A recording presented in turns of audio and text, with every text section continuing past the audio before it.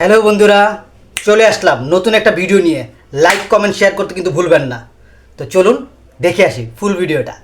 এই কই তুমি তাড়াতাড়ি আসো, ব্যাটারি ফুল করে দেই। তোমার কি মাথা ঠিক আছে? কালকে রাত্রে না ফুল চার্জ দিয়ে দিলে, আজকে আবার কেন? সবসময় ব্যাটারি ফুল রাখলে মোবাইল ভালো থাকে, জানো না? মোবাইল ভালো থাকে ঠিক আছে, মোবাইলের ব্যাটারি ফুলে যায়, এটা তুমি জানো না? Hello aunty. হ্যাঁ বাবা বলো। টুম্পাকে আমার সাথে বিয়ে দিবেন? টুম্পা এখনো বিছনায় প্রসাব করে।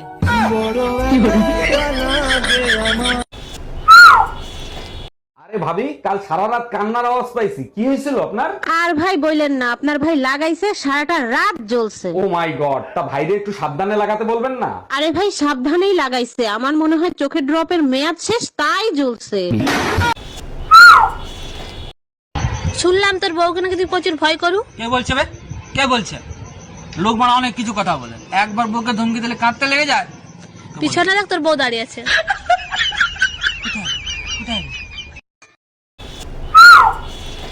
এই বেলকনিতে একটা আন্ডারপ্যান্ট পরে আছে, ওটা কার? ওটা তো আমার না। সন্ধ্যার সময় ঝড় হয়েছে না, মনে হয় আশেপাশের বাড়ি থেকে উড়ে আইছে। ঠিকই বলছো, ওটা পাশের বাড়ির সুমন বাইরে হইতে পারে। আরে না, সুমন ভাই লোকাল তা পরে না, সুমন ভাই ব্র্যান্ডের তা পরে আসে।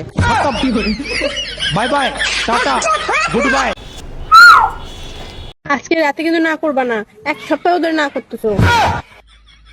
এক সপ্তাহকে এক মাস হয়ে গেল আমি এগুলা কাম করা হব না। যে শীত পড়ছে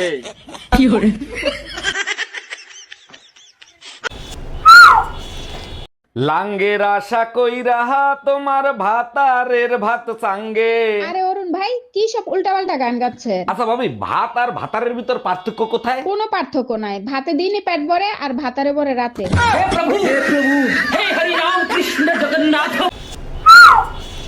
কি রে, কি হয়েছে তোর? শরীর খারাপ? আর বলিস না, মাথার থেকে পাও পর্যন্ত সব জায়গা ফুলে ফুলে উঠছে। ডাক্তার দেখাইয়া টেস্ট কর। সব ধরনের টেস্ট করছি, কোনো টেস্টে কিছু ধরা পড়ে নাই। তাইলে তুই এক কাজ কর, পোস্টমর্টেম করে দেখ।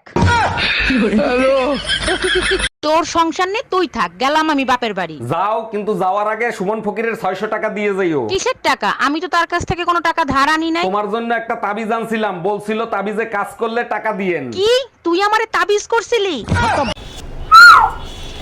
ছেলে হোক মেয়ে হোক, দুটি সন্তানই যথেষ্ট।